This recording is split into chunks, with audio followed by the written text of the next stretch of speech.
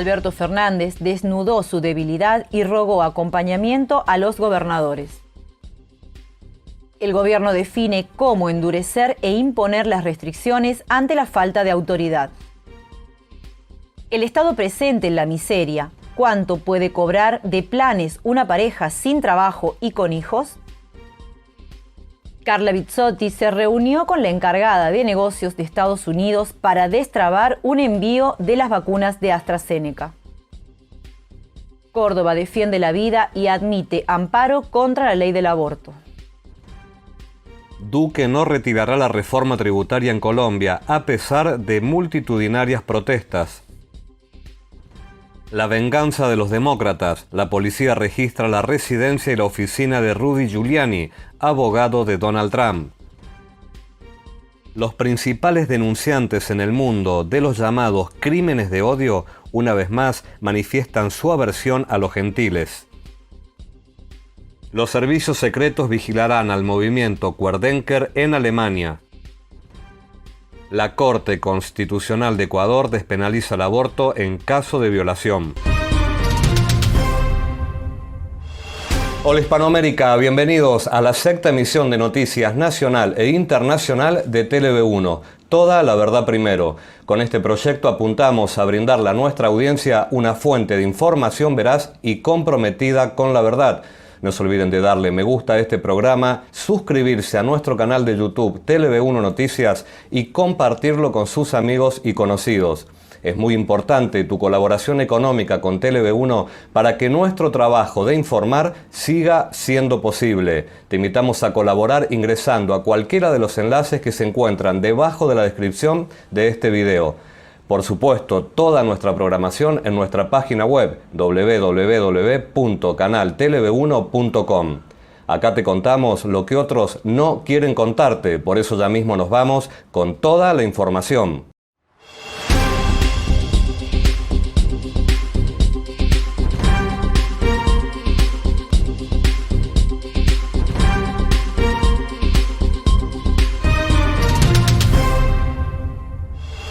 Luego del fracaso en el cumplimiento de las primeras restricciones en la enorme mayoría del país, Alberto Fernández reunió a numerosos jefes regionales, incluyendo a Horacio Rodríguez Larreta, para evitar nuevas señales de rebeldía en la población.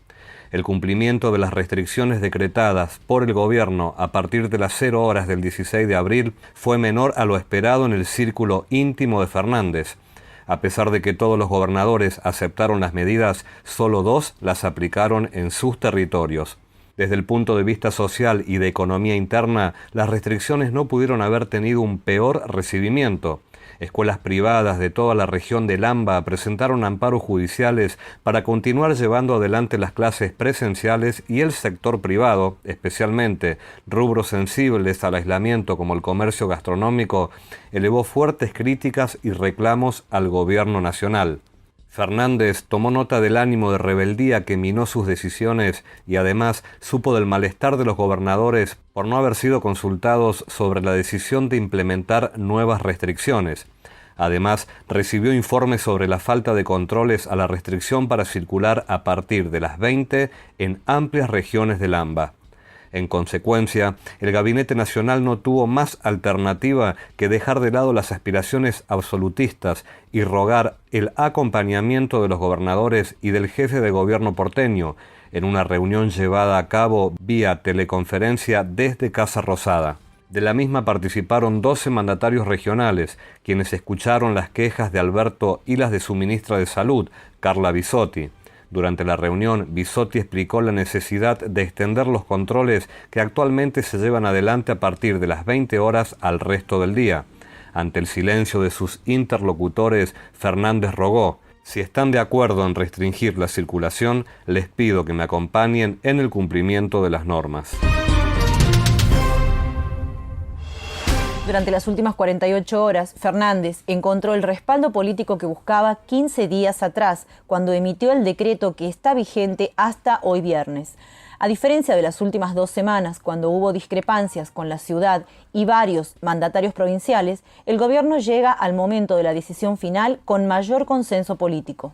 Fuentes del gobierno informaron que los lineamientos generales del decreto anterior se mantendrían vigentes por otros 15 días hasta mediados de mayo. Se plantea implementar un sistema de fases, ilustrado con la figura de un semáforo que avance o retroceda según la situación de cada distrito de acuerdo a parámetros predeterminados por la narrativa de la pandemia. Analizan también la posibilidad de introducir modificaciones en el horario de límite a la circulación, en lugar de 20 a 6, de 18 a 6, en la forma de impartir la educación de forma administrada por horarios, días y niveles, y en el funcionamiento de los comercios, con entregas a domicilio y atención en la calle. Las medidas aún están en discusión y faltan las definiciones. Puertas adentro, en la Casa Rosada no descartan que Fernández pueda tomar alguna decisión específica que no está en discusión actualmente, tal como sucedió con la suspensión de las clases presenciales. También evalúan que los profesionales, abogados, contadores, psicólogos, etc., vuelvan a trabajar exclusivamente en forma virtual e inclusive avanzar con una nueva restricción en las actividades recreativas. Reducir los encuentros físicos donde se relajen las medidas de prevención, la distancia social y el uso de barbijo. Es considerado determinante para cortar la circulación del virus y hasta se baraja la posibilidad de que los comercios atiendan a las personas desde la puerta, con lo que nadie podría ingresar a los locales. La política cómplice e idiota de destrucción de la economía argentina no se detiene, y es posible que esta nueva batería de medidas restrictivas y autoritarias termine de estrangular por completo la poca vida económica independiente del Estado que queda hoy en el país. Según lo investigado por iProfesional, una pareja con 2 hijos menores de 6 años sin trabajos registrados puede recibir ayuda del Estado de entre 15.400 pesos con la asignación universal por hijo y tarjeta alimentar y 37.800 pesos en caso de conseguir planes sociales de potenciar trabajo. A esto se debe sumar el refuerzo de 15.000 pesos que otorgó el gobierno por la pandemia. Por este motivo, la familia tipo con asignación universal por hijo y tarjeta alimentar cobrará 30.400 pesos y cuando los 2 padres tengan planes potenciar trabajo, la suma total será de 52.800 pesos. Por los hijos mayores de 6 años solo se obtiene la AU, pero no la tarjeta alimentar en este momento, aunque está en estudio en el Ministerio de Desarrollo Social que encabeza Daniel Arroyo una ampliación del beneficio. El monto básico con 2 AU y la tarjeta alimentar por 2 hijos menores de 6 años sube a 17.300 pesos si la familia vive en una zona desfavorable. Como si fuera poco, Arroyo confirmó que respalda el pedido de vacunación de 70.000 punteros políticos que manejan los comedores y merenderos de todo el país. Lo que planteamos es que son trabajadores esenciales y tienen que tener prioridad para vacunarse. Es un planteo, lo define el área de salud y el Consejo Federal de Salud. Las maneras y las formas de hacerlo es una decisión de salud.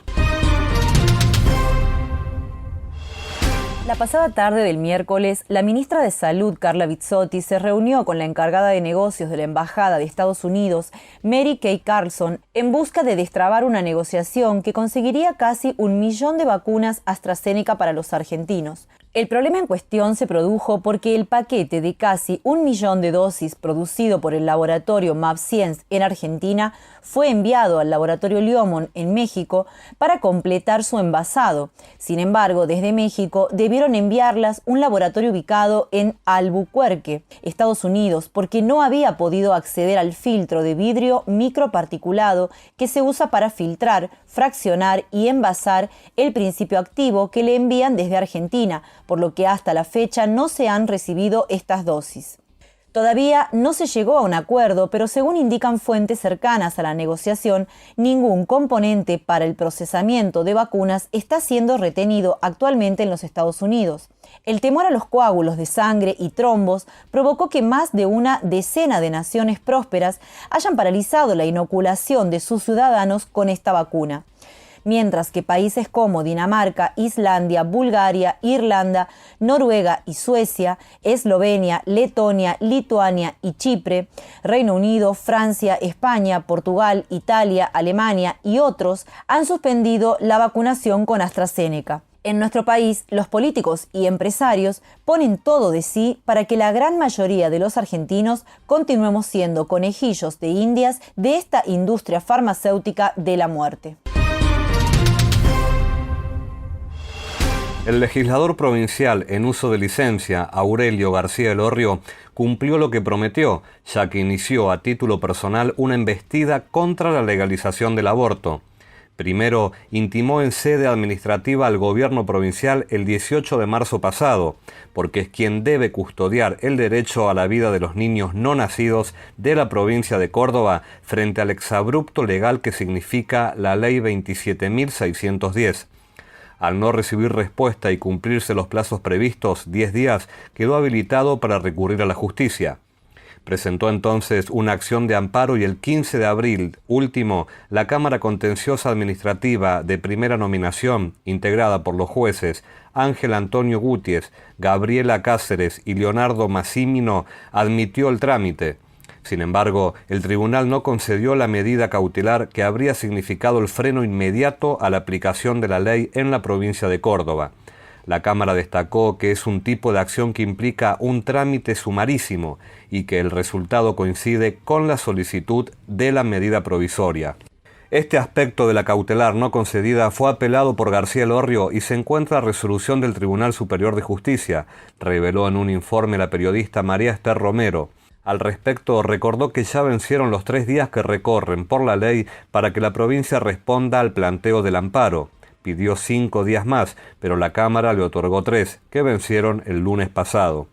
García Elorrio plantea 3 aspectos por los cuales pide que la justicia declare inconstitucional la aplicación en la provincia de Córdoba de la práctica del aborto a las mujeres que lo solicitan, en la forma y tiempo que establece la mal llamada Ley de Interrupción Voluntaria del Embarazo, IVE.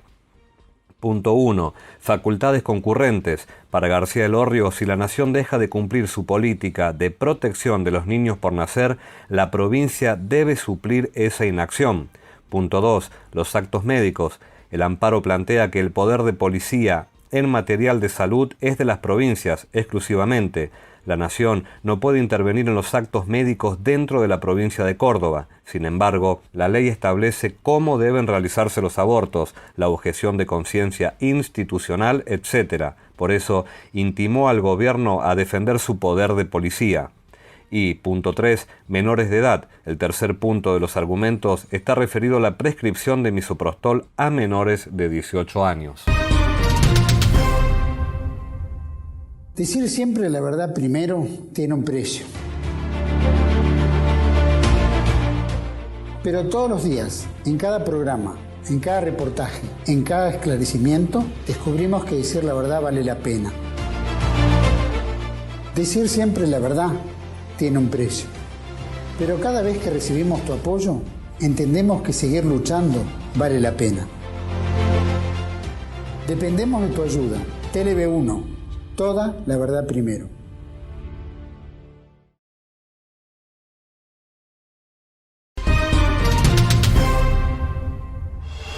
El presidente de Colombia, Iván Duque, reafirmó su voluntad de aprobar una reforma tributaria y se negó a retirarla de su debate en el Congreso, a pesar de que el miércoles pasado decenas de miles de personas salieron a las calles en todo el país oponiéndose a que se apruebe esta ley y cuyas protestas continúan hasta hoy.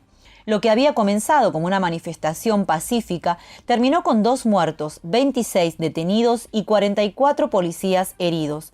Comercios, oficinas y mobiliario urbano acabaron destruidos o en llamas.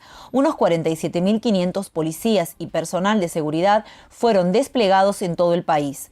Las protestas contra el proyecto de gobierno continúan pese a la prohibición de las concentraciones por la situación sanitaria. También se ha convocado un nuevo paro nacional para el 19 de mayo. Hablar de un retiro cuando se tiene la posibilidad de la modificación total en el Congreso sería un mensaje que en estos momentos podría generar no solamente una gran incertidumbre financiera y económica, sino que trae efectos negativos para toda la sociedad colombiana. Duque alegó que la reforma está abierta a modificaciones y al consenso en el marco de las instituciones y con los partidos que hay en el Congreso, además de aceptar propuestas del sector privado.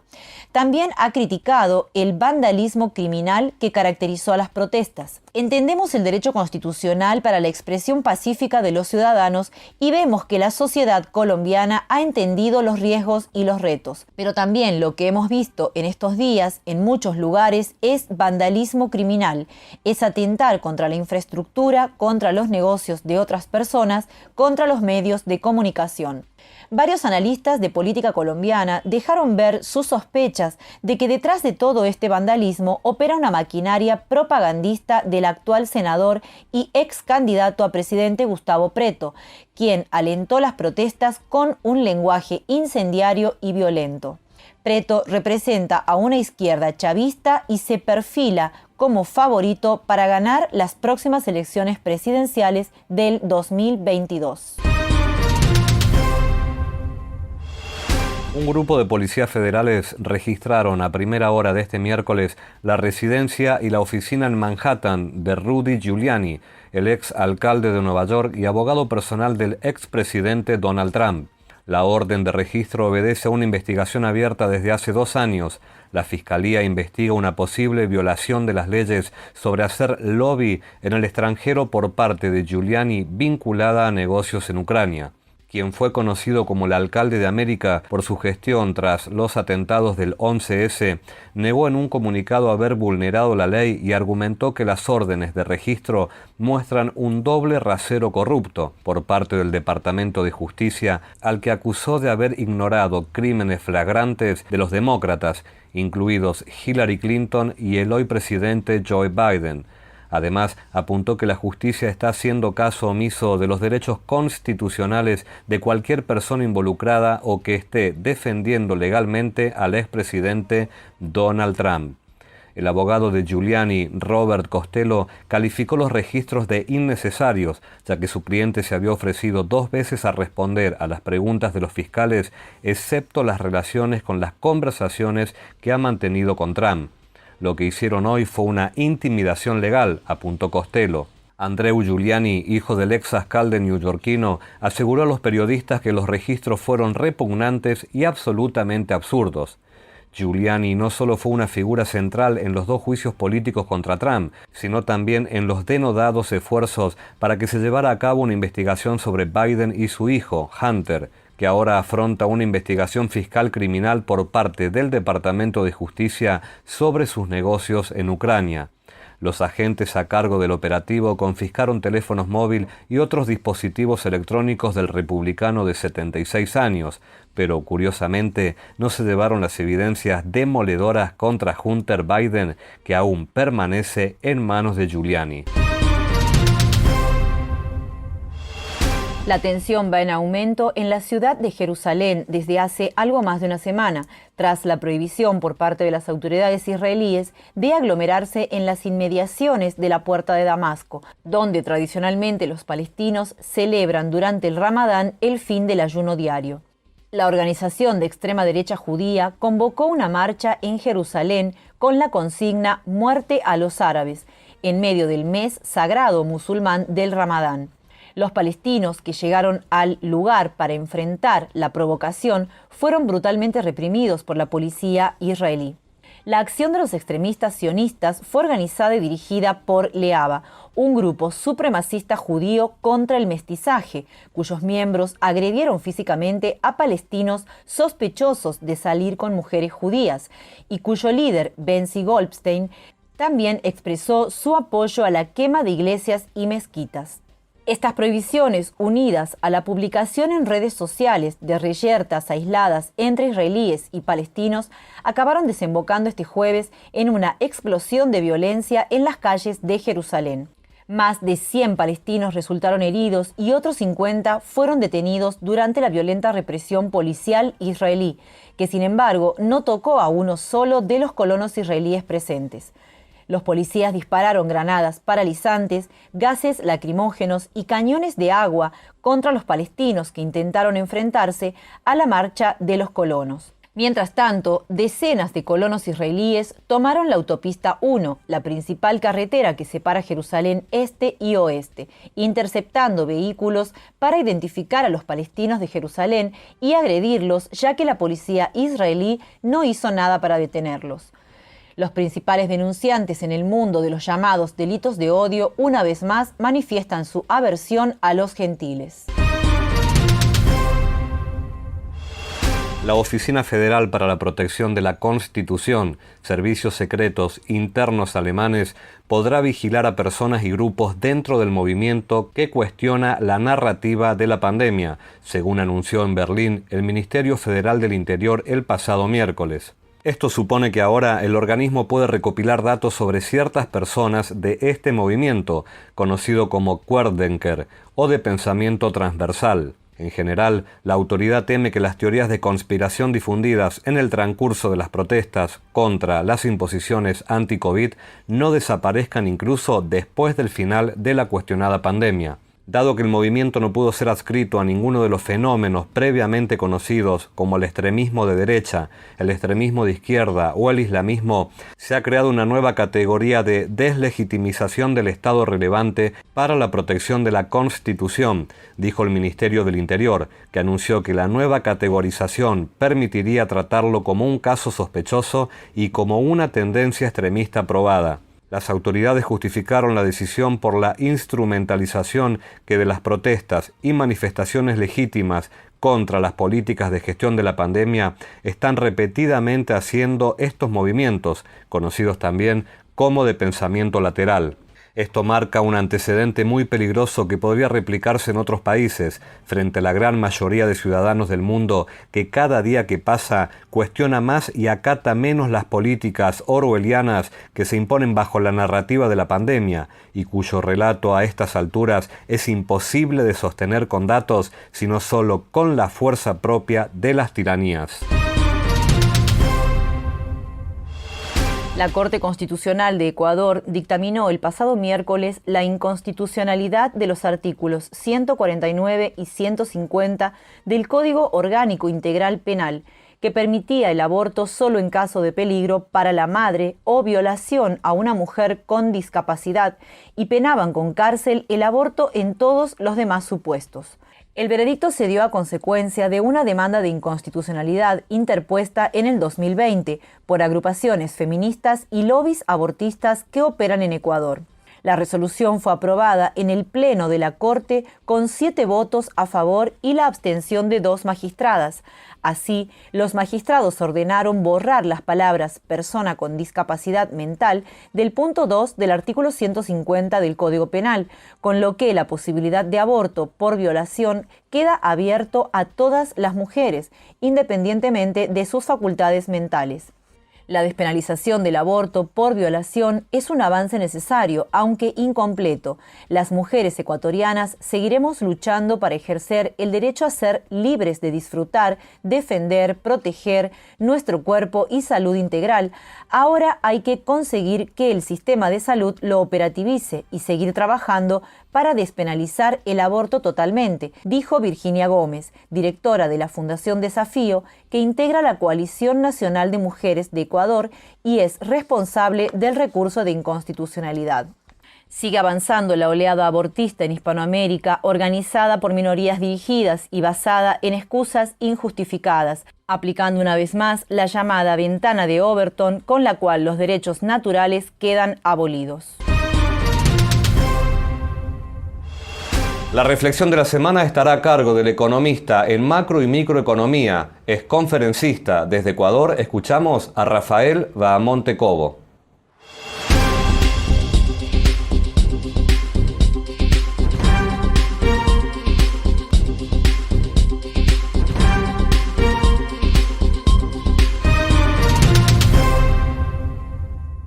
En esta ocasión me gustaría empezar hablando un poco acerca de las recientes elecciones presidenciales en Ecuador, puesto que me parece un ejemplo bastante claro del estado general de desfalco y de descivilización en el que se encuentra nuestra región hispanoamericana. en donde se ha llegado al punto que las disyuntivas electorales no se definen entre diferentes posturas filosóficas sobre el manejo del gobierno, ni siquiera entre diferentes posturas ideológicas, sino entre los intereses de mafias, de distintas mafias delincuenciales que al final terminan pactando.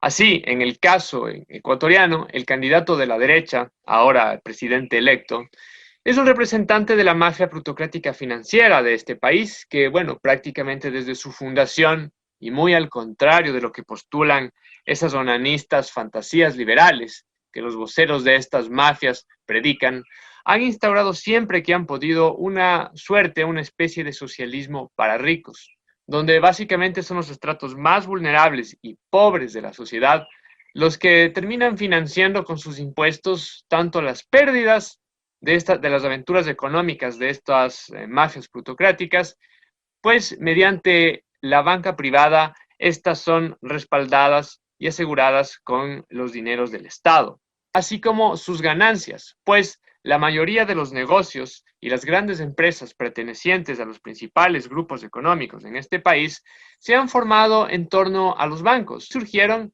gracias a disposiciones que han sido legalizadas debido a una liberalización financiera, como los créditos vinculados que hacen posible que un banco pueda prestarse dinero a sí mismo, es decir, que un grupo económico que tiene un banco como centro económico pueda prestarse dinero a sí mismo a muy bajas tasas de interés o incluso nulas, e incluso no llegan a pagar estos intereses. Sin embargo, hacen uso del dinero de todos los depositantes. Por otro lado, el candidato de la izquierda, que fue el representante del correísmo, un populismo mesiánico, delincuencial, que saqueó este país durante 14 años, que acabó con la educación mediante la instauración de un adoctrinamiento pseudo-ideológico, que ha saqueado las arcas del Estado, que ha llenado de redes clientelares mafiosas todo el sector público, que ha entablado lazos de comunicación con el narcotráfico, a quien le ha permitido crear toda clase de estructuras de crimen organizado en el país y que se ha alineado, y esto es muy preocupante, con el imperialismo chino, a quien prácticamente le ha regalado miles de millones de dólares en recursos naturales. Estas dos mafias en Ecuador, en vez de pelear abiertamente por el control, se han puesto de acuerdo, han pactado y bueno, se han repartido el Estado y la economía nacionales. Ahora mismo están negociando una ley en la que prácticamente se entrega la política financiera y la política monetaria a la banca privada, a cambio, evidentemente, de que los correístas aseguren sus recursos mal habidos, perpetuándose así un estado general de desfalco y de descivilización en todo el país. Como dije antes, me parece que este es un ejemplo del estado general en toda la región hispanoamericana, en el cual los gobiernos están cooptados por mafias delincuenciales que en muchos casos ni siquiera son de origen hispano.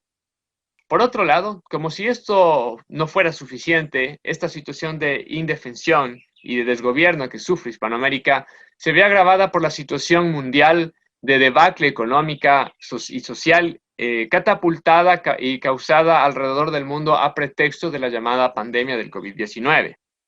Situación que en muchos sentidos es el equivalente a las guerras mundiales que vivió el mundo hace 100 años atrás. Sobre todo debido a que con esto se busca crear un gran reseteo mundial, un reseteo que por otro lado ciertos poderes globales como los que están representados en el Foro Económico Mundial no han tenido a ningún reparo en proclamar al mundo, a los cuatro vientos, en escribir libros al respecto, hacer documentales, etc. Así, en el ámbito geopolítico, estamos presenciando cómo esta pandemia está provocando el hundimiento tanto de la sociedad como de la economía norteamericanas, mientras que por otro lado, esta más bien ha ayudado a consolidarse a la China comunista, partiendo desde la solución, por lo menos parcial, al enorme problema que le estaba causando su población anciana, en lo que tiene que ver con la seguridad social. Y aquí, bueno, el que me entiende, me entienda. Hasta las enormes cantidades de dinero que le ha producido debido a la venta de toda suerte de insumos médicos, incluyendo las vacunas. En el ámbito financiero y monetario, ya los máximos representantes del FMI, como de Basilea, se han pronunciado respecto a la inminente necesidad del surgimiento de una nueva moneda que reemplace al dólar como la Reserva Internacional y que será digital y centralizada.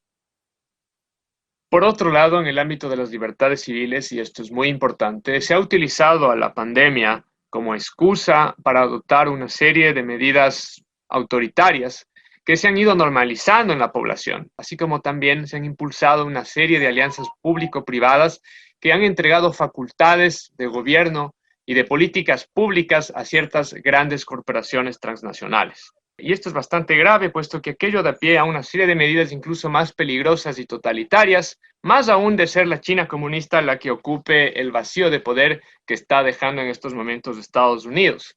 Y más aún con el surgimiento inminente de ciertas tecnologías que están a punto de emerger en las próximas décadas y que darán lugar a armas de control y dominio que rayan ya en lo siniestro y en lo depravado. El panorama es pues bastante complejo.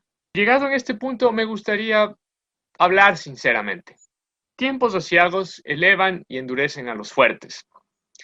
Y la mayor fortaleza que un hombre o una mujer pueda tener jamás yace en su conexión íntima con la divinidad, con Dios. Sí, con Dios, puesto que lo trascendente, lo divino, incluso lo espectral y lo preternatural, no son categorías de ficción o separadas de lo que hemos llegado a denominar como la realidad física o material de las cosas.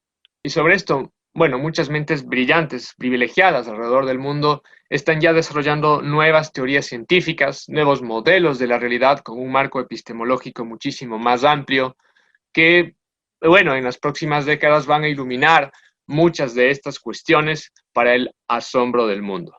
Y pues, sepan que si un hombre está acompañado por la gracia divina, es verdaderamente fuerte y un vehículo de luz para el mundo.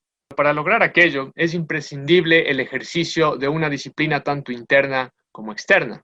Sobre esto, algunos sabios del Medio Oriente hacían una analogía con el concepto de la Guerra Santa, en el sentido de que, decían ellos, existe una gran Guerra Santa y una pequeña Guerra Santa. La pequeña Guerra Santa se refería a las acciones externas que un hombre tiene para con sus congéneres, y dentro de las cuales, por supuesto, estaba irse a la guerra por una causa justa o por un peligro inminente.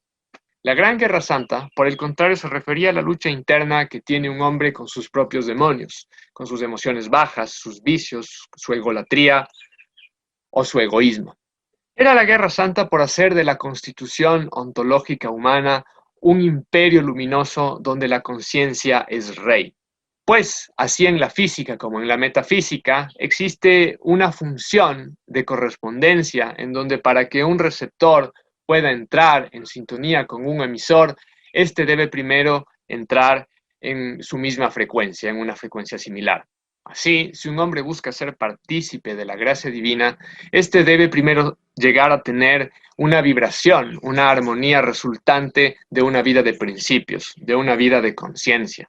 Y si cada uno de nosotros busca sinceramente hacer esa buena guerra, sin desmayar, estaremos contrarrestando de maneras insospechadas el estadio general de disolución y de descivilización que sufre nuestra región y el mundo. Pues el mundo y sus sociedades son simplemente el reflejo del estado interno de quienes colectivamente lo conformamos.